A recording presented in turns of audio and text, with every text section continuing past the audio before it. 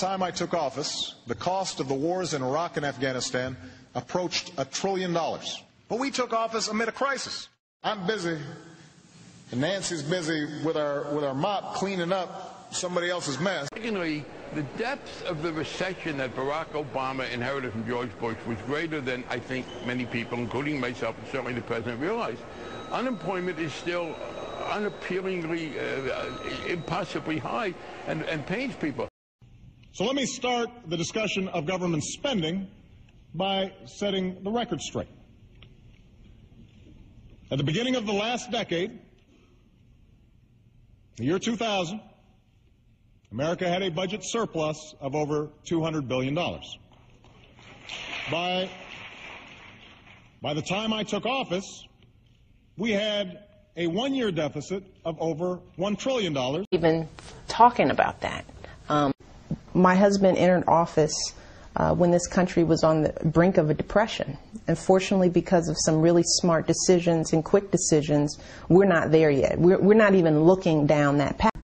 At what point do you think the public says, you know what, yes, we were unhappy with the Bush administration. That's why you were Speaker of the House. That's why Barack Obama's President of the United States.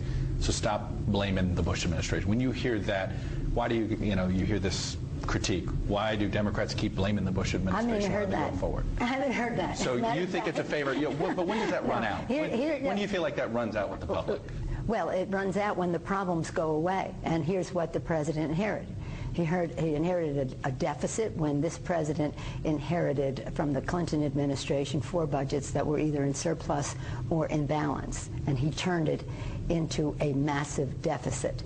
He brought us to the brink of a financial crisis, brought us to the brink of deep recession, ignoring issues that relate to climate change. This is a very relevant thing. Absolutely. This should be one of the issues in the fall. Bush administration, what happened then? Well, what continues to happen now? American. The president today blamed the Bush administration. When I first walked through the door, the deficit stood at $1.3 trillion.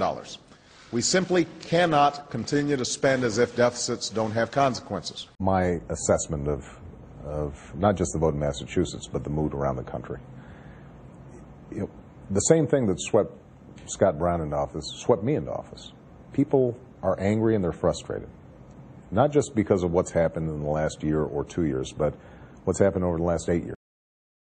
If we hadn't done it, if we hadn't done health care, if we hadn't done Wall Street reform and the rest of it, we still would have lost the election because we had 9.5% unemployment. Let's take it where that came from. The policies of George W. Bush and the Republicans' support for his initiatives.